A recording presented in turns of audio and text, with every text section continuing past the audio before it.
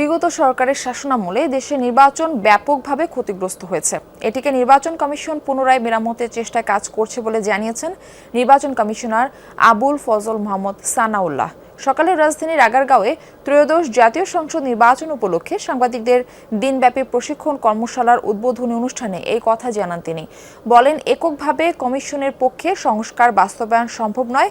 জাতির স্বার্থে ভালো নির্বাচনের জন্য সাংবাদিকদের নিজ নিজ দায়িত্ব সচেতনভাবে পালন করতে হবে।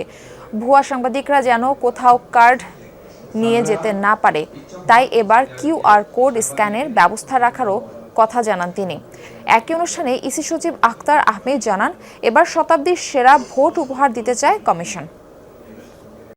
বাংলাদেশের নির্বাচন ব্যবস্থা আমরা যদি বলি ব্যাপকভাবে ক্ষতিগ্রস্ত হয়েছে, সেই ক্ষতিগ্রস্ত নির্বাচন ব্যবস্থাকে আমরা রিপেয়ার করে সঠিক অবস্থায় ফেরত আনতে চাচ্ছি। যে চারটা প্রস্তাবনার ভিতরে আমার হয়তো তিনটাতে আমি সম্পূর্ণ একমত, বা দুটোতে একমত, একটাতে আধা আধি, আর একটাতে একমত না। তো কাজে কিন্তু পুরো প্যাকেজটা দেখে তারপরে এবার সিদ্ধান্ত নিতে হবে, কারণ আমরা একটা ভালো নির্বাচন চাই, শতাব্দীর ভালো নির্বাচন চাই। এ বিষয়ে বিস্তারিত জানবো সহকর্মী তানভীর মৌসুমের কাছ থেকে। তানভীর, ইসি সানাউল্লাহ এবং সচিব আর কি বললেন?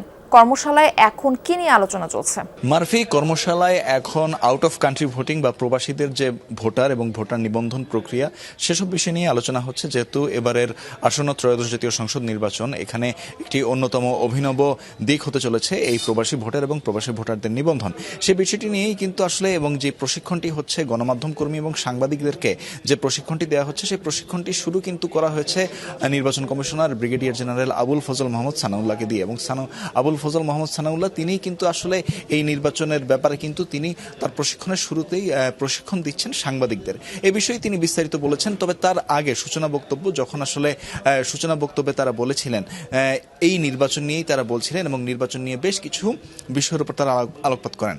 নির্বাচন কমিশনার সানাউল্লাহ কিন্তু বলেছেন যে এবার ভোট দিতে গড়ে 3 মিনিট 52 সেকেন্ড সময় লাগবে একজন ভোটারের।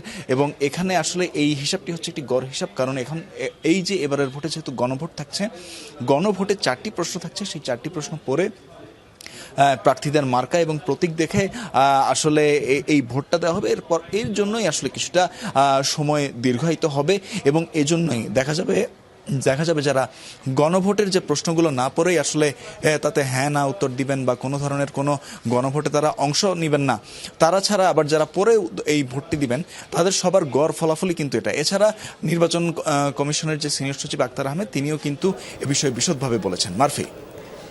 তানভীর, নির্বাচন কমিশনের সবশেষ তথ্য জানানোর জন্য আপনাকে ধন্যবাদ।